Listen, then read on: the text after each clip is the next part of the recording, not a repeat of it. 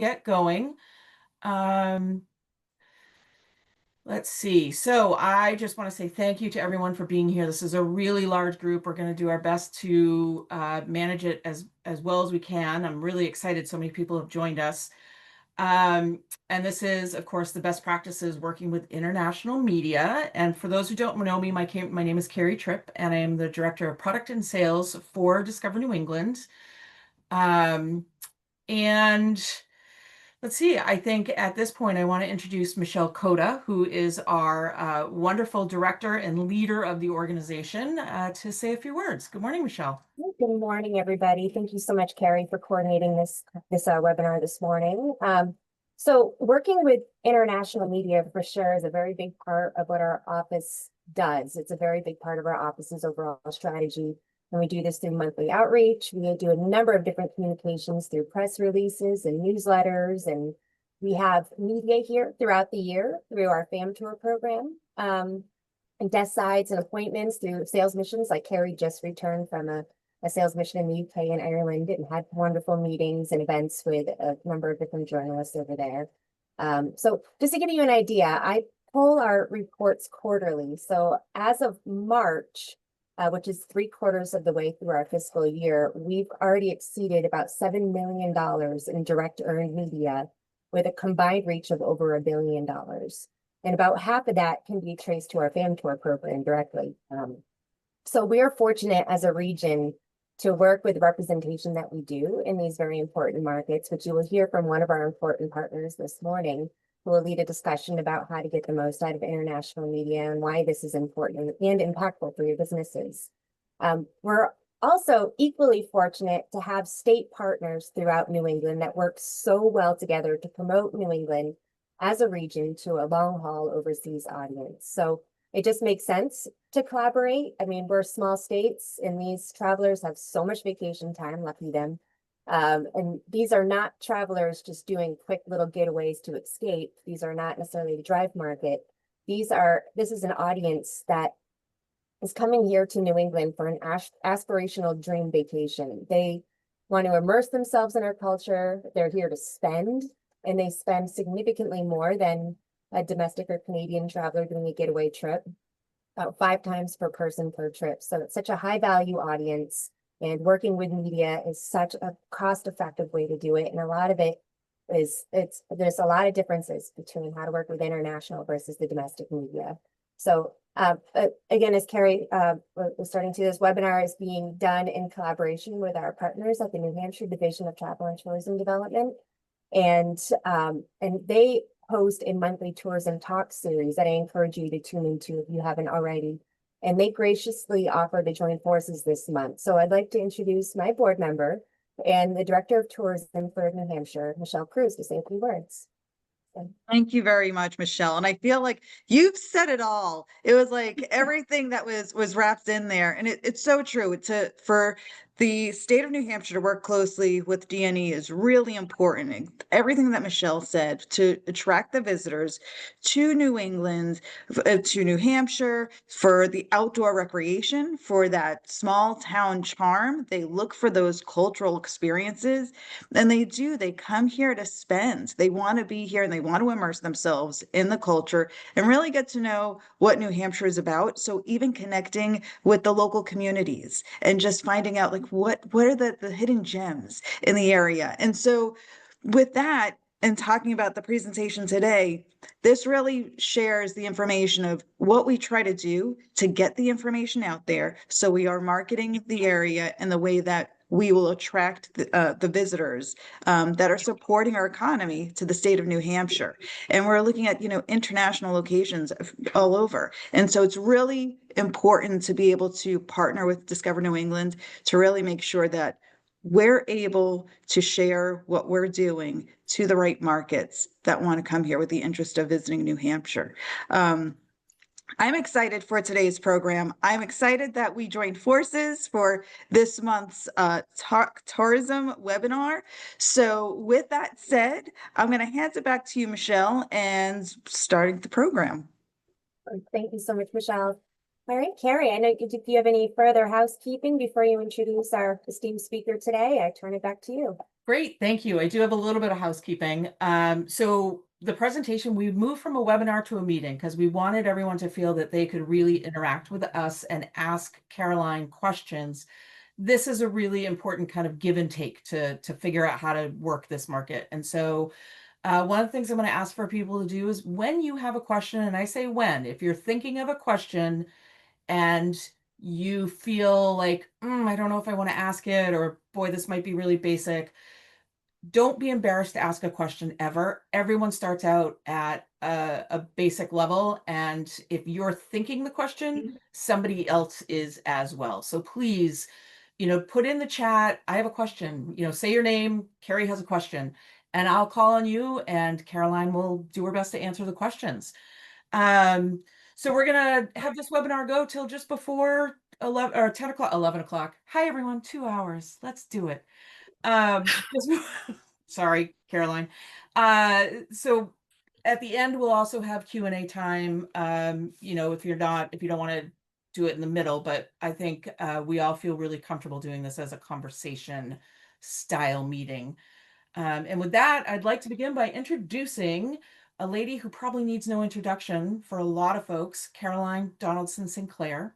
Based in the UK, Caroline has over 20 years experience working in the PR consultancy for destinations, luxury hotels, attractions, and FMCG brands across the map, and has genuine and close relationships with media on 3 continents. She manages the PR for Discover New England and Meet Boston in the UK and has worked in New England market throughout her career.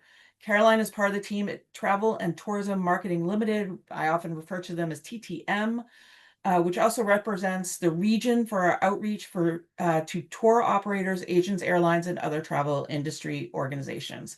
TTM instigates introductions and creates opportunities for destinations and products that can open doors and deliver results for international marketing. And with that, Caroline, take it away.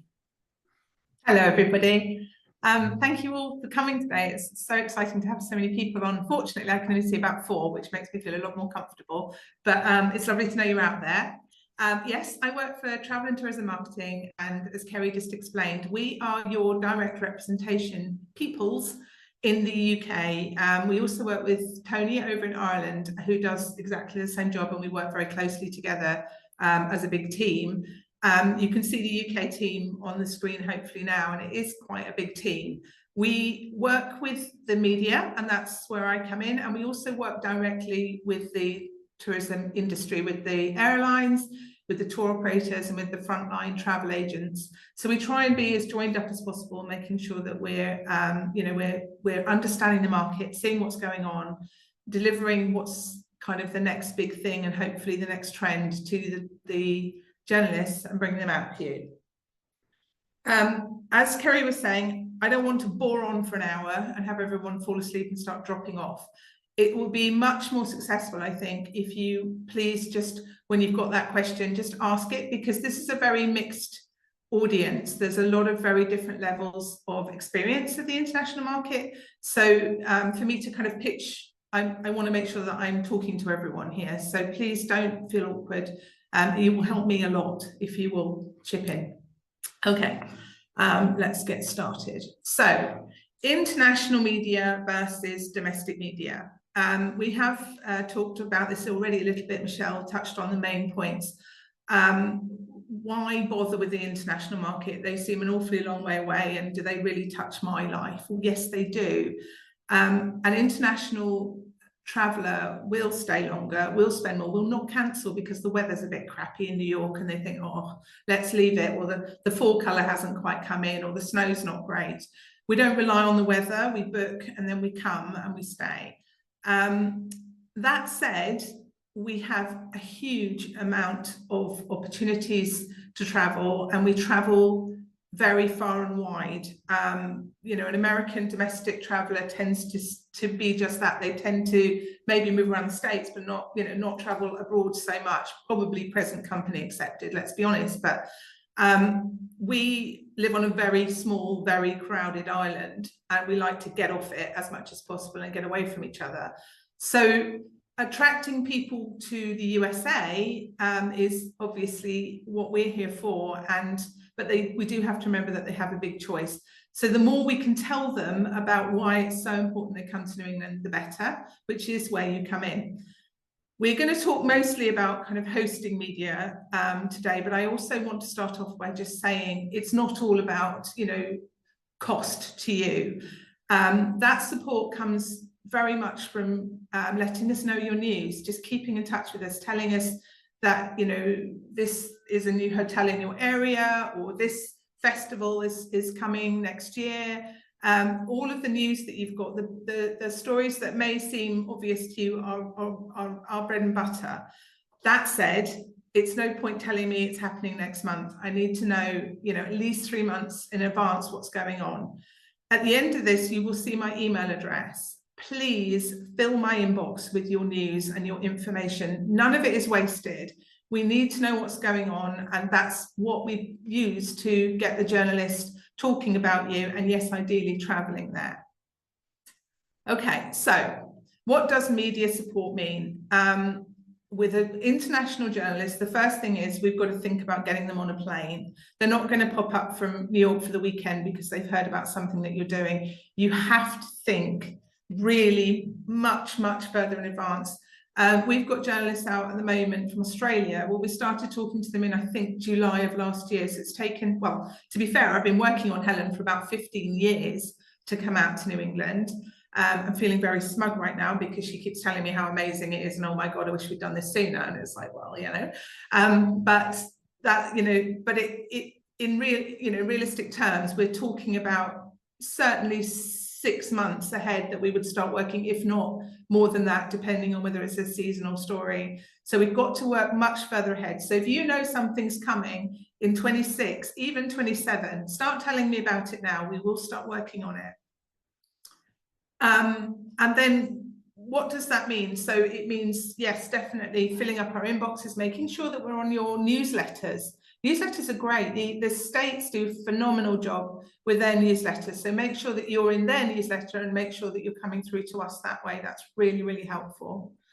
If we are successful and we have a journalist who comes along and says, you know, we have a meeting with them and they'll say, yes, I'm interested in visiting. So then where do we go from there? So the next thing is to really kind of, we've got your quirky story, we've got your interesting anecdote that's pulled them in. So then we've got to get them on a flight, which is very expensive. We used to get an awful lot of support from airlines. We don't get so much anymore. So that is a huge commitment to fly them over here, and big money coming out of our very, very tiny budgets. And it requires a lot of help from the States and from our partners. So we will work it as hard as we can, but we do usually have to cover the flight.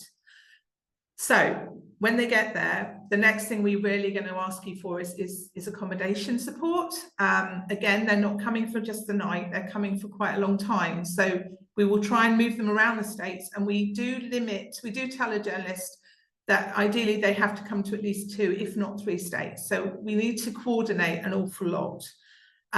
Your support is essential at that point to get them to your area and, you know, to your inn or your hotel.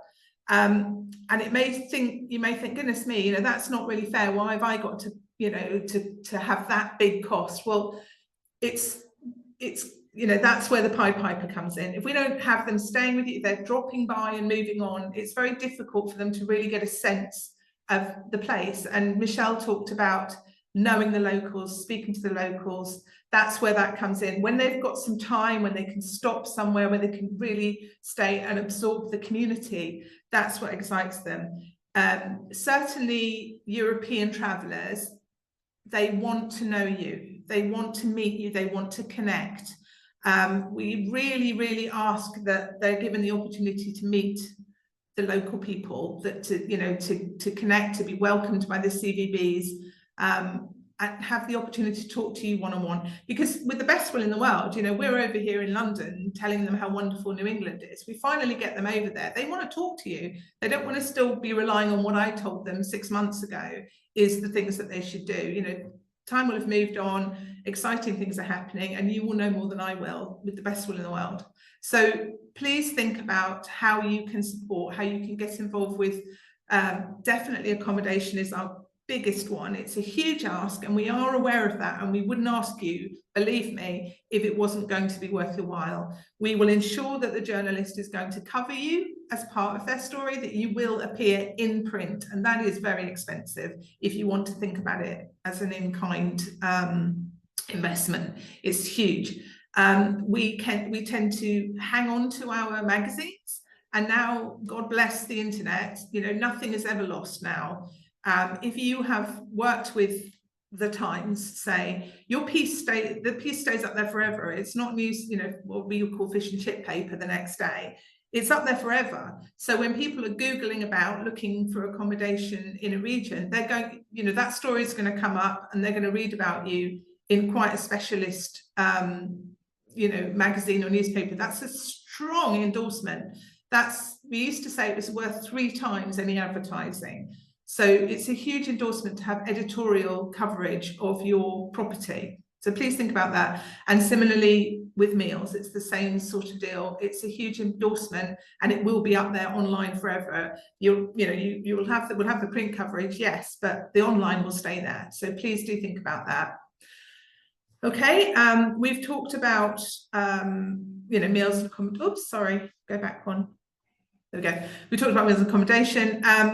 The other thing to think about is the controlled and targeted messaging. So if you are able to meet that person, if you are able to accommodate that person, whether that's a guided tour, whether that's a meal, whether that's a stay, you're controlling their impression, you're controlling the experience that they have. So a domestic journalist may well be with you and you don't even know it. You're going to know it if it's an international, apart from anything else, they'll have an accent, but we'll have sent them, you'll be aware, you'll be hosting them, and you'll know that they are coming. And this is your opportunity to really tell them what's so special about your area. You're not relying on you know, someone from Kansas saying, well, you know, it's really nice, but you know, the weather wasn't great, or, you know, the food wasn't this, it wasn't that, you know, I expected, or you can get this at home. We're going to be experiencing something probably for the first time, and, you know, excited about it. But it's going to be exactly what you want them to experience on that day. It's not going to be the day that, you know, the service was maybe a bit slower or whatever. They'll have the best experience because you know that they're coming, and we know that they're worth you having them. Okay, let's move on a little bit. Okay, so that said, you've decided, you know, we've talked about getting them here. The really, really important thing that I cannot emphasize enough, and I know that Joe is on this call and will thank me for it, we need really long lead times. I mentioned to you, you know, we'll start off kind of 6 even to 12 months ahead planning a visit. And we've also told you that they'll probably stay in at least 2 to 3 stays. They'll probably come for usually around a week. And it may be, you know, we try and avoid it, but sometimes they could be moving on almost, if not every day of their trip. It's a huge amount of coordination for the D&E office to put together an itinerary that makes sense. So if they're getting things from some, you know, some CVBs, say, quicker than they're getting them from others, then the first CVB that gets in there is going to get the first bite of the cherry. So say you were planning to give them a ghost tour, say it's a, you know, a Halloween themed trip, and you send in to D&E and say, I'd like to offer them a ghost tour in my area. That's phenomenal. Thank you. Big tick. And you might have got that in 6 weeks ahead, and then we get another one, you know, 3 nights before the person is flying out. Well, they've got no chance. It's done. You've lost that opportunity. So please move quickly, because we have to get these itineraries to them. There are, you know, obviously things going on in the world right now, and US immigration is becoming tougher and tougher. Officially now, an international journalist traveling to the USA has to have what's called an I visa. And an I visa is a special visa for journalists. It dates back, it's a bit of a throwback to the Cold War, and I don't need to get into all of that, but officially they have to have them. If we're working with Brand USA, which is the overarching tourism organisation, they won't support a trip unless the journalist has got an I visa. That said, travel writers don't necessarily want to have an I visa. There are various reasons for that, including the fact that they may want to travel to countries that are not necessarily greatest friends of the US. It may be they don't want to be identified as a travel journalist when they're just on holiday, for example. So they may or may not want an I visa.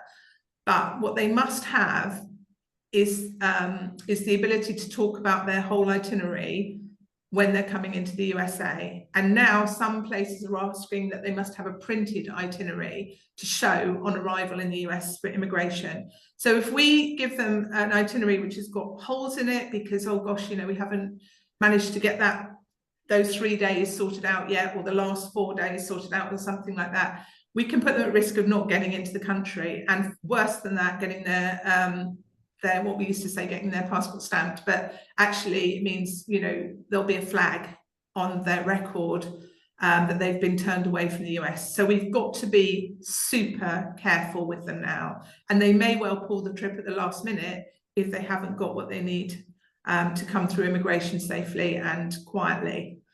So please bear that one in mind. It's very important. Just apart, you know, most importantly is that you get your fair bite of the cherry, but also from the journalist's point of view. We do have a question that's come in. Great. Sorry, you were making a really important point with that, so I didn't want to interrupt your momentum there. But Nancy Gardella has asked, so is it okay to request the journalists include positively the host accommodation? So that kind of goes back to what you're saying just a few minutes ago. Hi, Nancy. Yes, the way that things are with a journalist, and we have obviously strong trust with our writers. 99.999%, there's no guarantees in this life, we know that, but 99.999% of writers will either put in a positive review or not review at all. So if something goes horribly wrong, it's a disaster, the accommodation's got bed bugs, the hosts forgot about them and went on holiday, whatever, which has never happened, I'm just saying, they won't write about it, because they won't, apart from anything else, again, it comes back to their reputation and their future trips. If they tear a hotel apart, well, the newspaper won't run it because it's bad for advertising, and B, the journalist won't run it because it probably means that everyone will be wary of using them ever again. You know, at Travel and Tourism Marketing, we represent something like, I think it's 11, maybe 12 states in all, and then varying cities. So we've got a big old chunk of the US ourselves, and we know, you know, if one of us has a problem with a journalist, we all know about it, and we all have a lot of friends. So it's a small community, and we do talk. So I don't think I have ever had anything worse said about one of my hotels, except, come on, Hilton, it's time to stop using plastic knives and forks. I'm sure you can do better for the environment. I think that's almost verbatim the worst review problem I've ever had, which, you know, to be fair, was fair enough. You know, international journalists don't tend to do it. I honest, hand on heart, I don't think you should worry about it. Certainly from an international writer who's worth their salt, because it's bad for them, it's bad for the publication, and we just won't work with them anymore. Does that answer your question?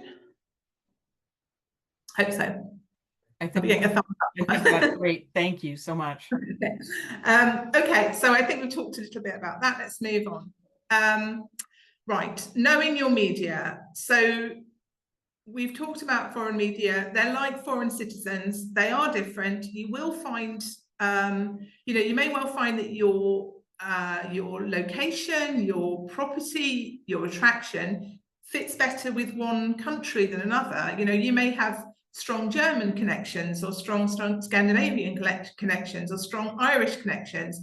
That said, Irish journalists don't want to go to the Irish pub, but they do want to know if you've got an Irish community, for example. They do want to know if you've got, you know, a German heritage or phenomenal brewing that they can trace back to a German immigrant or something like that. So if you've got connections that's great.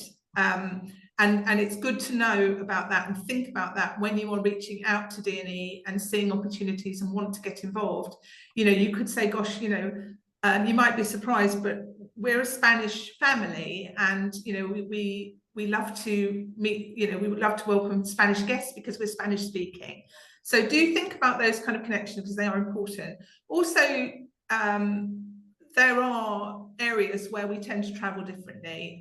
You know, the Germans are renowned for loving the great outdoors and hiking and being very active. You know, we Brits are, you know, a little bit lazier, I've got to be honest. But we like different things. You know, we like different cultural things, and D&E can really help you with that. Talking to Kerry, talking to Michelle about the kind of visitors you would really like to attract in your area and for what reasons. You know, we really think, or do you really think we'd be good for the Italian market? You know, what do the Italians want to do? We'd love to have more Italian visitors. So you can talk to D&E a lot about that, and then they will make sure that you are noted down when it comes to media that you are targeting that area. So Caroline, there's another question in there that kind of goes like right along with what you're saying. And you may have kind of already answered it, but let me ask it. It's from Miriam, and it's, do you collaborate with local travel agencies to promote New England and local destination management consultants, even for the international luxury travelers? Sorry, can you read it again? Just make sure I got all the points. Right. Do you collaborate with local travel agencies, so probably not local agencies, that promote New England, and local destination management consultants, even for the international luxury travelers?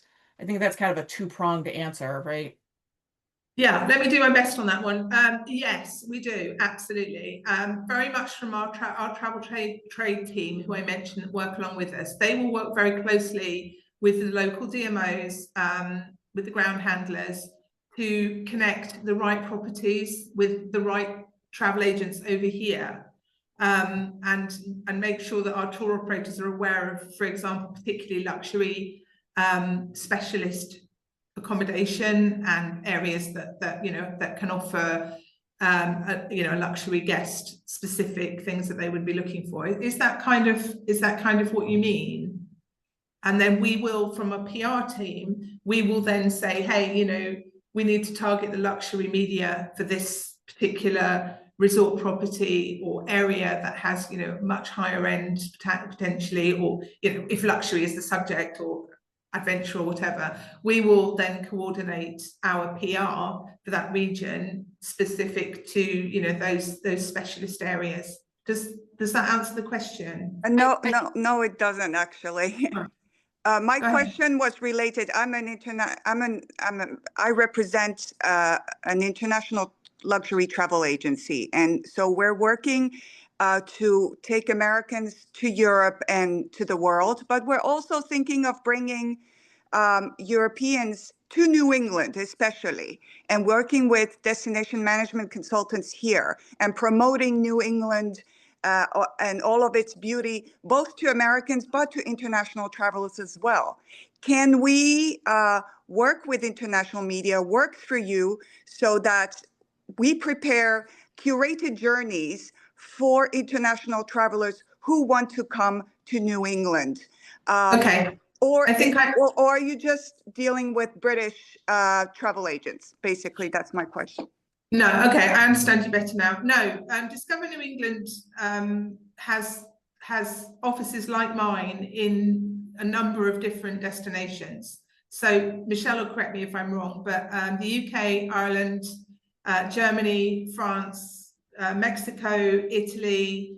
Am I missing anyone, Michelle? If you want to chip in here, you might be more expert than me on this anyway. Yeah, we also do project work in the Netherlands and Japan. Yeah, Mexico is our newest one as of last August. So yeah, we will work with you. We will work with all our partners and members to support them. So our trade team in each of our destinations would work with you directly to promote. Yes.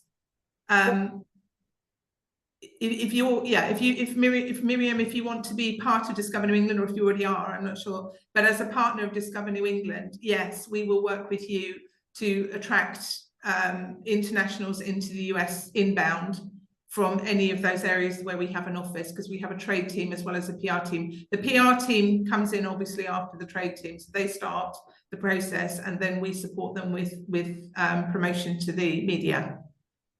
I just want to add real quick that Discover New England, I know this webinar is focused on international media, but for sure there are separate teams that, as Caroline mentioned, that manage the trade components. And we have very good relationships with different DMCs and receptives throughout New England and the United States that do what you're describing, where they work as that inbound operator to bring, to create packageable components and sales opportunities. And they work with the different trade based over in these markets that we listed before. So there's a number of different ways. I know we do a lot of different events, and we work with, for example, our conference, we do the Discover New England Summit is also a great forum to get that inbound product in front of this audience. But for sure, to answer your question, yes, we do. And in luxury, of course, New England is known for being an expensive destination. So we do lean higher end, and we do tip into luxury in some parts of it. So that is a very a strong segment for New England. So I just wanted to add that point as well. So it's a great question. Thank you. Yes. So Thank you. Great. Thanks.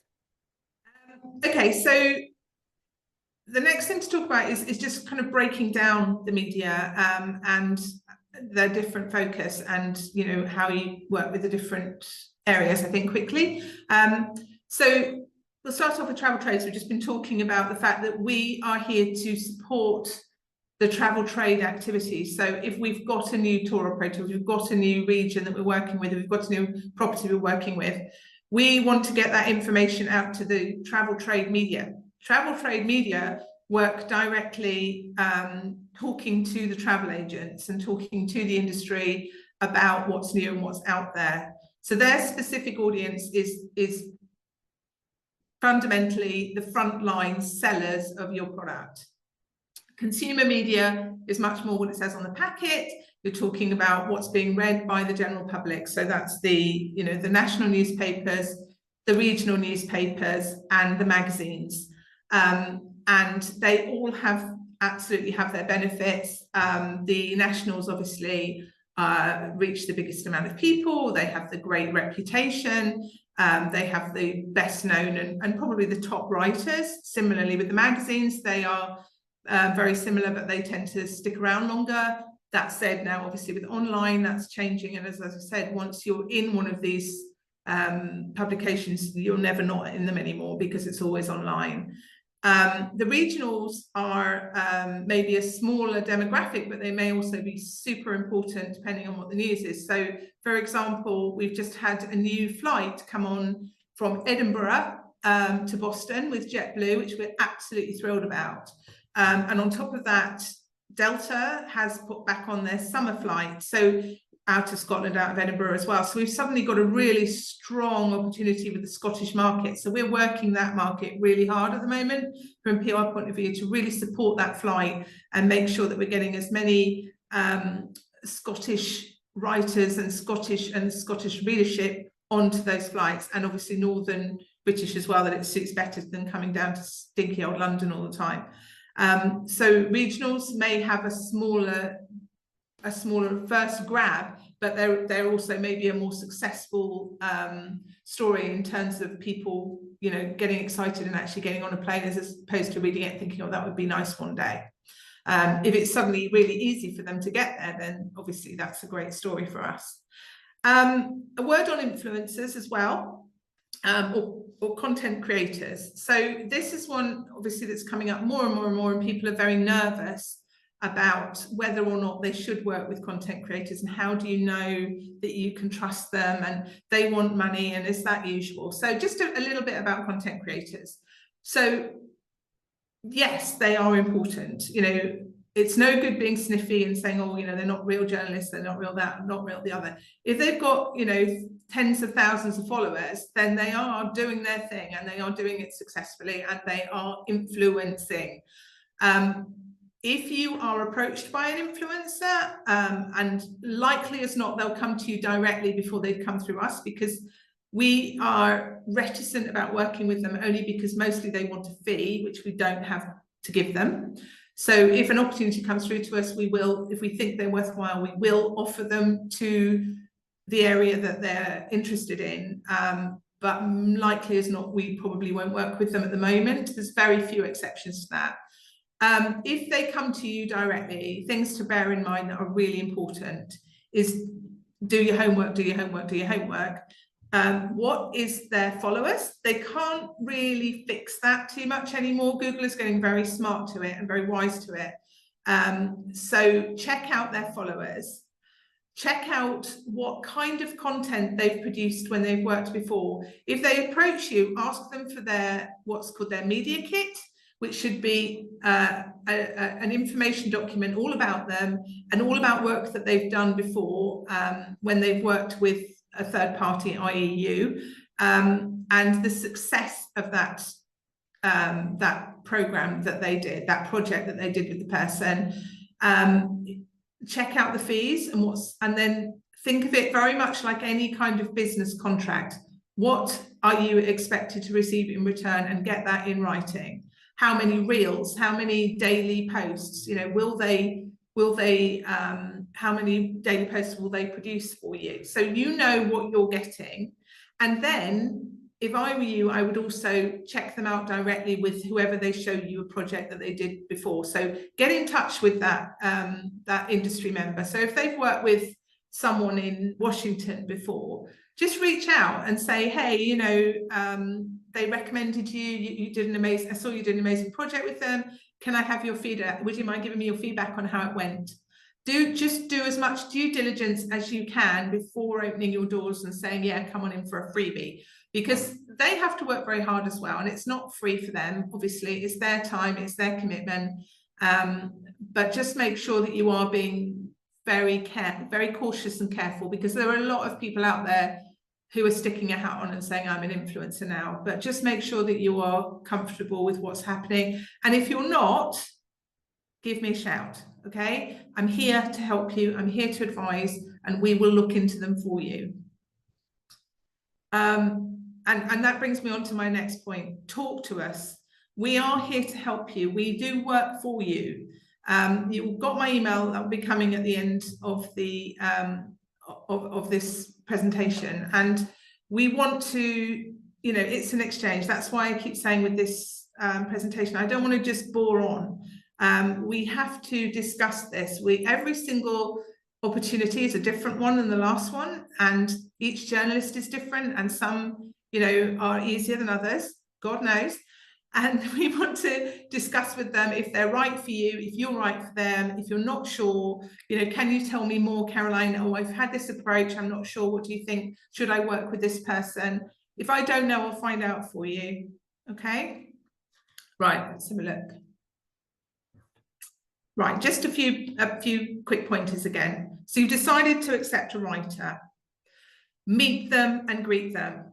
Okay, they don't want to turn up and walk into a place and there not be someone there to welcome them. And believe me, it happens.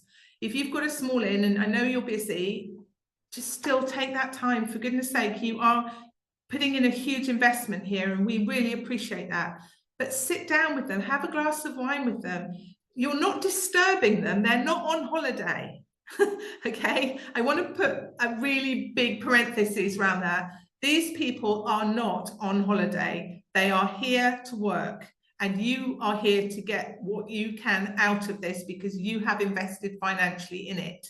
That said, particularly with UK and Irish writers, in fact, most European writers, they have also invested financially, which I know sounds ridiculous, and it seems like they're having a nice trip. But if I tell you that the average commission now in the UK for a national publication is about £100 to £150, so we're talking about $180, and that means they've got to travel for a week, don't forget. I think most of us would gawk slightly at the idea of trying to live on, 150 quid for a week and have to eat out. It's not easy. So sometimes, yes, everyone gets a bit greedy, but mostly they're not greedy. They're just trying to make a living and keep doing what they do, which is be a travel writer. And if they're having to pay for accommodation, pay for a car, pay for all their meals out, they can't do it. They just flat out can't do it. So the more that you can support them, the better. And we're not just, walking around with our hands out. The fact is they don't get paid properly, and it's a disgrace. And that takes me back to my original point of the earlier we know, the better that you can support them. Because if they know they're coming to you, it's in their interest to sell in more stories than just one. So they may be commissioned by the Times, but if they're not a Times writer, or if they are able to, which most are anyway now on staff because it's recognised they're not paid enough, they will try and sell in multiple commissions. And if they find out that you own the most haunted inn in New England, then they'll damn well try and put another story out, but they won't know that unless you meet them, you greet them, and you tell them. So please spend time with the writer. Again, they are not on holiday, they are here to work. And if the itinerary is set up properly, you will have time to be with them. If you let D&E know that you want to meet with them, then that's exactly what we want to hear. So we will make time for that to happen, but we do need to know. So sit down with them, talk to them about the region, talk to them about your life, talk to them about what brought you into doing this. Don't think, oh gosh, I should ask them more questions about themselves. No, you shouldn't. You need to sell yourself, sell your product, and sell your area, please. So do meet them. Going back to what you are offering, please be very clear with us what you're offering. It can get very awkward for everybody if we don't know what's included and what isn't. And usually that comes down to alcohol and gratuities. If it's a meal, we do have very clearly stated on our report form when we've confirmed with a journalist that they're going to come out, the first thing we do is we have them fill out a form, which means that they sign off saying that they understand certain things about the trip and that they accept certain things about the trip, which may be that we cannot provide them with 3 square meals a day, or we will not pay gratuities, or we cannot do this, we can't do that. So we are very clear with them. There is a baseline, and we are very clear with them from the start. But if you think you've got them coming to your inn and you're very keen that they should try your incredible cooking, that's great. Thank you. It's a stronger story for the journalist, and it obviously makes our life a lot easier. But please tell us that. Don't leave us guessing, or don't make us have to ask, because we feel really awkward about it, especially us Brits. We're awkward about everything. So please be honest and straightforward about what you can offer and what you can't as well. We don't cover gratuity, or I'm afraid we will need them, to vacate the room by 11 in the morning. That's fine. Just tell us from the beginning. Follow up. So this is really important as well. And this bit is up to you. Of course, I follow up with every journalist that comes to me. I want to know how they went on, what they saw, what they did. Did you have a wonderful time? Did you make sure that you tried this out? Did you experience that? But the more you stay in touch with them, and I talked about that fact that they're not just selling one story, they'll be selling a lot of stories. The more you stay in touch with them and say, hey, Gertrude, it was really wonderful meeting you. And did you know, by the way, we've just had it confirmed that this is happening next year. Then she'll be like, oh, great. She can just whiz off a news story because she already knows you. She's already stayed with you. And it's phenomenal that you're now getting a spa. So she will drop that into a news story next year in good time for the spa opening. So that's another hit and another return on your investment. So keep up with them. Make sure that you get their card. I'm not legally allowed to give you their contact details, which sounds ridiculous, but that's the law.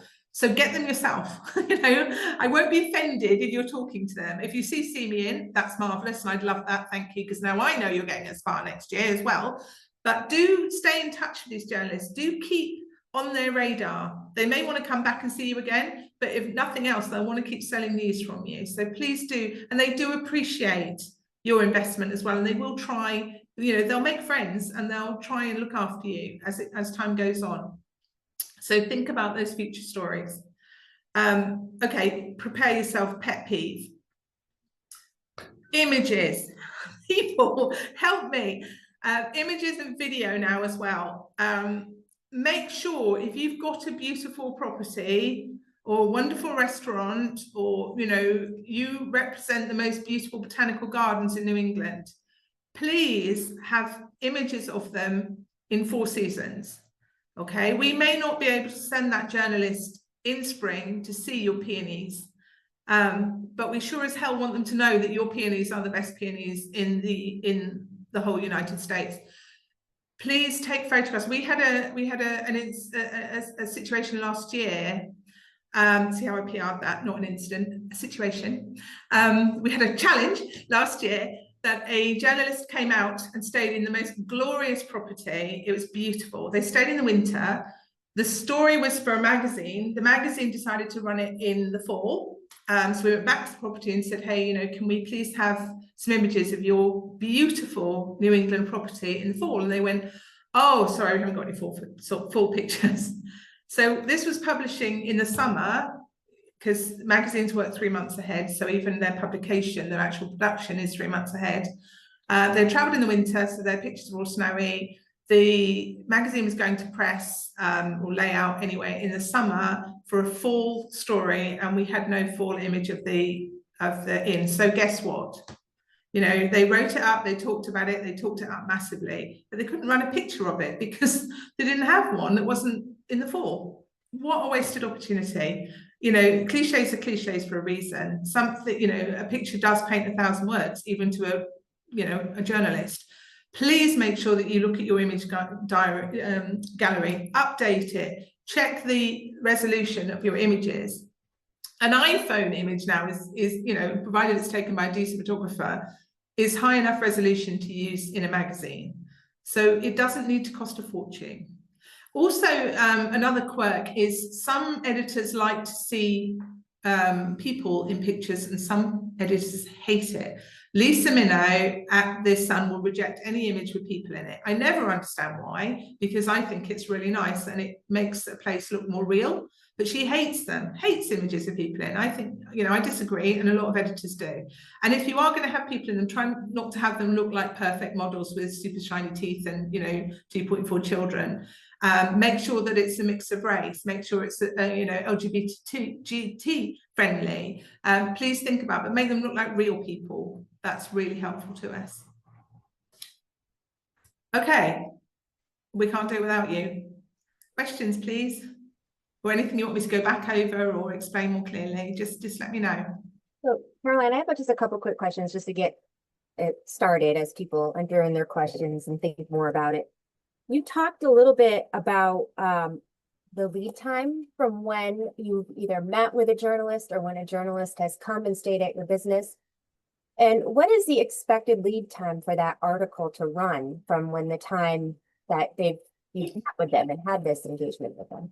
Yeah, that's a great question. And there is no straightforward answer to it, but it can be anything from a week to a year. If you are, you know, if we could have a journalist come out for a ski story, they're going to be coming out, you know, at the best time of year that we can possibly show them.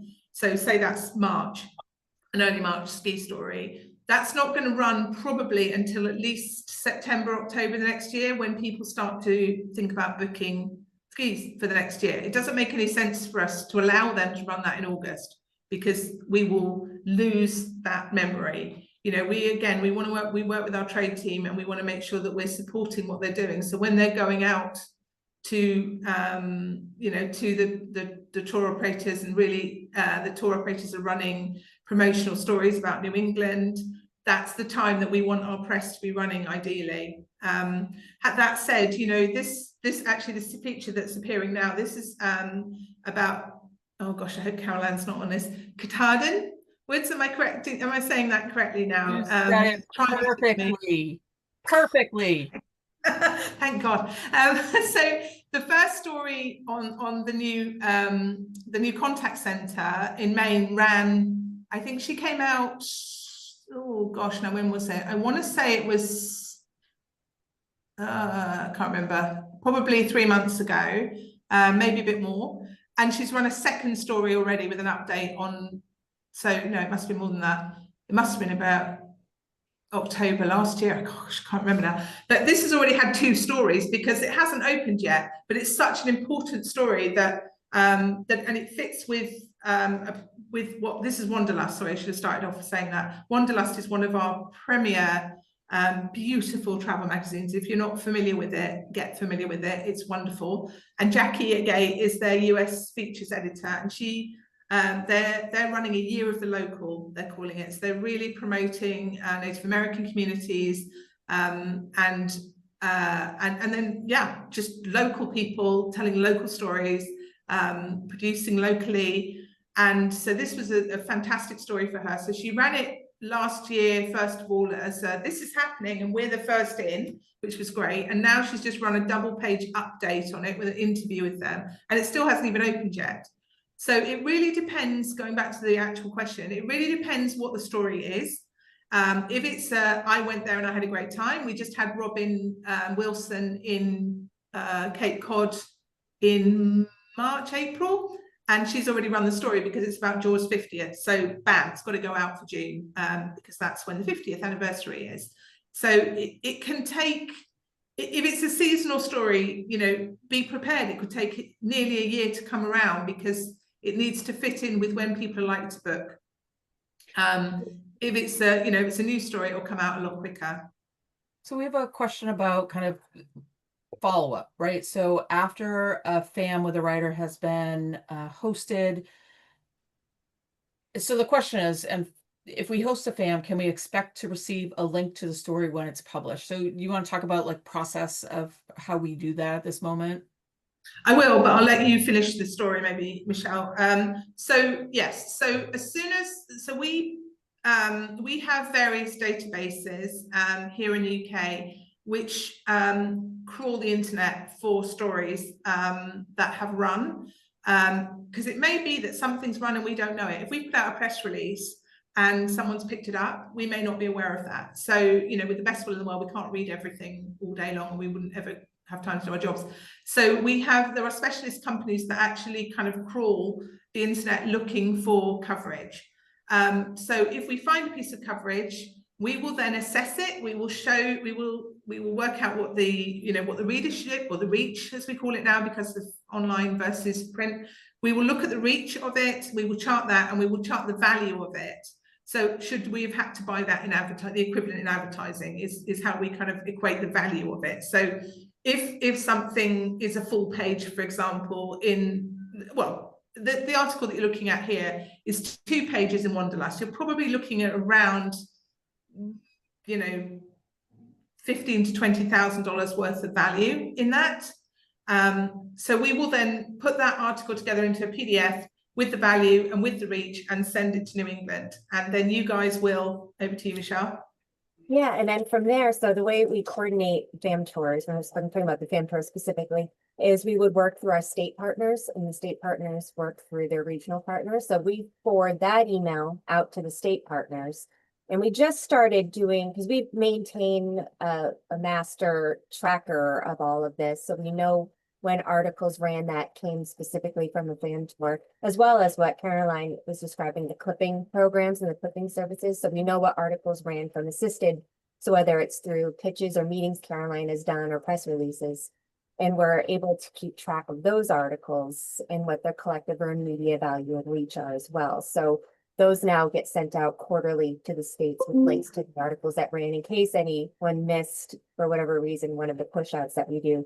But as she also mentioned, we don't always know it, because sometimes some journalists that come are very good about saying, reaching back out, here's the links to the articles they just ran, and they tell us right away.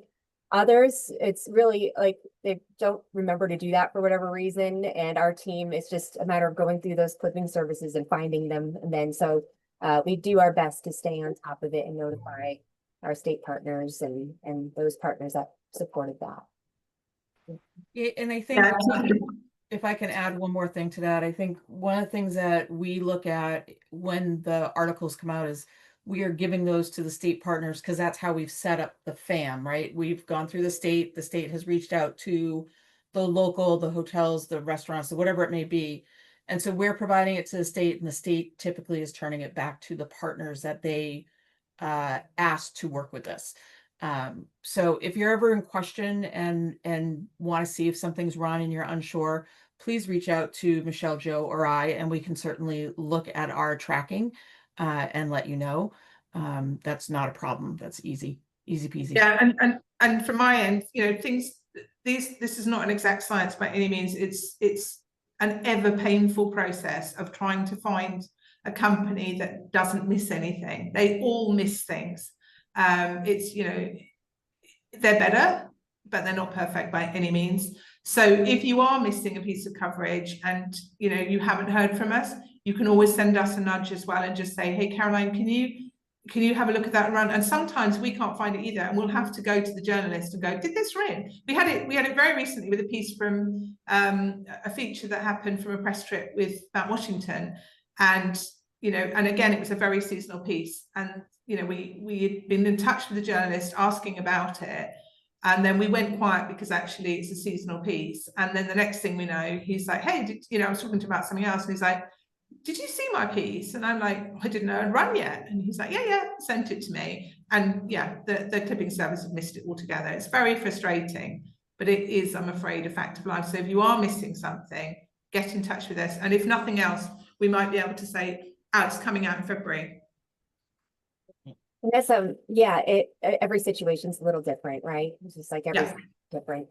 And again, not all of the coverage comes from these, in-person fan tours. That really is the best way to get them to see your business, see your organization, see your destination, fall in love with you, and really know how to present it, is to be there in person. But a lot of coverage does come from like the meetings that Caroline does, or our press releases that we push out. We're about to send out the quarterly What's New, or the semi-annual What's New roundup. And there's stuff that's like awesome news and announcements from all 6 states. So even it's good for all of you from New England to know what fun is happening in the region. So I invite you to also tune into that list, because it's a great roundup of new hotels, new attractions, expansions, renovations, awards, other accolades.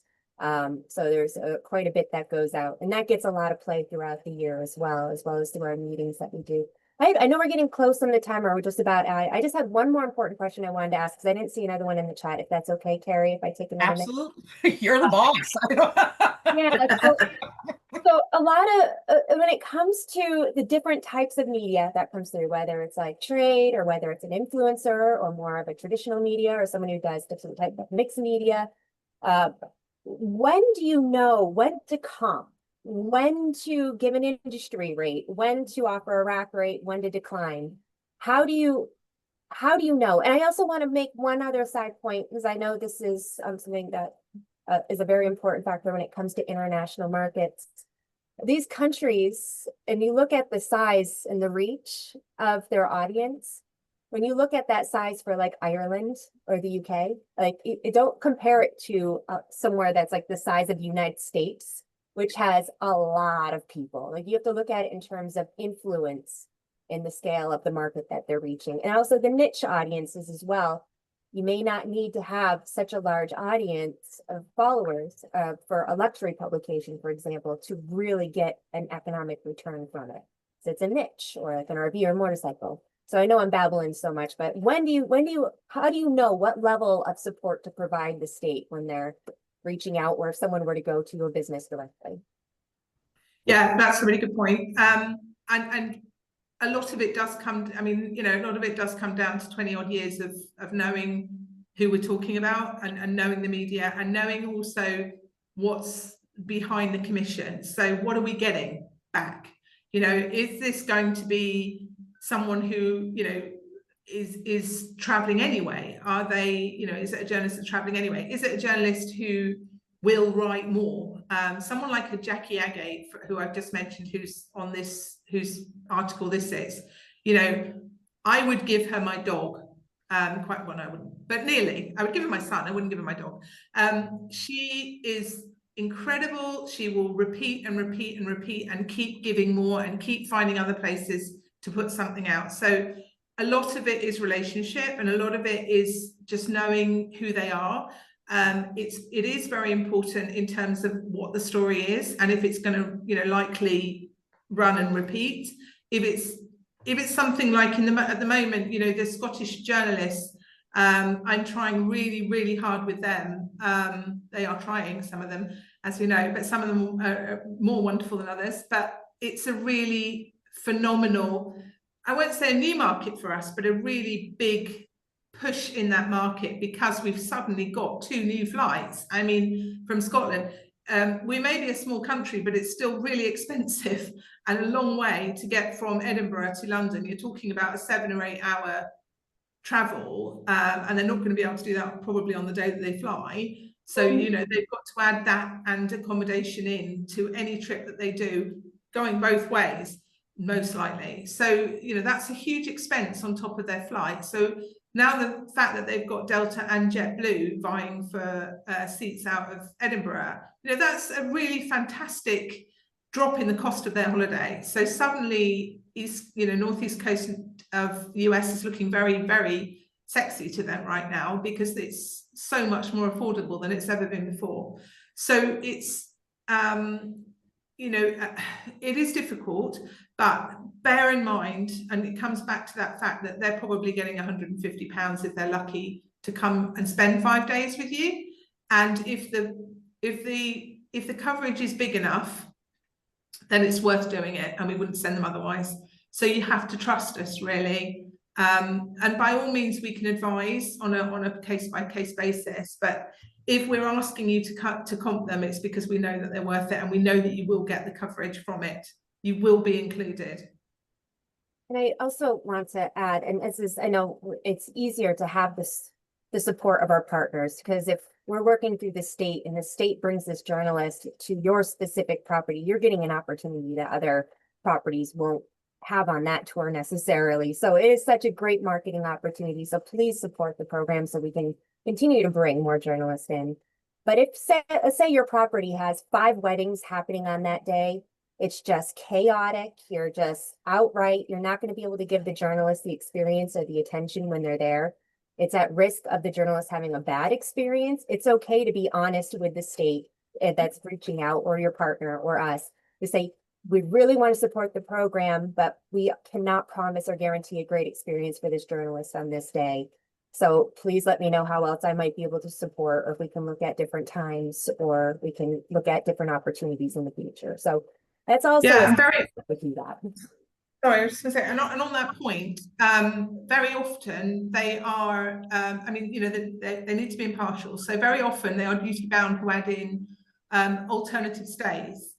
So it may be that they are focusing on one property, but they may also say, for budget, look at this one, or, alternatively, there's this one, and you won't get anything like the bite of the cherry that the one who is obviously actually accommodating, but you may well be, and also consider in the column. So they'll likely have a side, what we call a sidebar, which will show other accommodations. So you may still, even if you can't actually be the one, you may also be an alternative option. So please bear that in mind too, for sure. Great, thank you. Michelle, any other questions from you? No, I know a little over, but thank you so much for letting me throw in those questions. I thought they were important points. Oh, they're very important points. I appreciate you bringing them up. So Caroline, thank you so much for doing this presentation, this meeting with us. This is such an important time with media and getting people here and having such a great experience in New England. I think it's even more important now than it ever has been. So we really appreciate your insight and thoughtfulness around all this. I also want to thank Michelle Cruz, Director of Tourism for New Hampshire, and for sharing her Tourism Talks session with us today. So appreciative to have our partners on board and being able to work with us in this way. And for our New Hampshire folks, I promise to do my best to not step on top of that one again. And then I also want to say I'm working on the next set of webinars, and I'm looking for some great ideas. I'm kind of sifting through some ideas that have come in, but if there is something that you want to hear about, to learn about, need more information on, please let me know, and I will work on setting it up to the best of my ability. I think I know what the industry may want, but I'm not in the shoes of working every single day in a property or on an attraction. So I think that it is really important that everyone talks to me and lets me know what they truly need. And then, as always, this training will be is recorded and will be posted on our website under past trainings, so you can access all of this. And it'll also typically we also put it in our supplier newsletter that goes out, a link directly to it. So you will have the opportunity to go through this if you haven't, or you had to jump off or you missed part of it, whatever it may be. And with that, thanks again for being here. Caroline, thank you. As always, you're such a pleasure to work with. And everyone, I hope you have a wonderful day.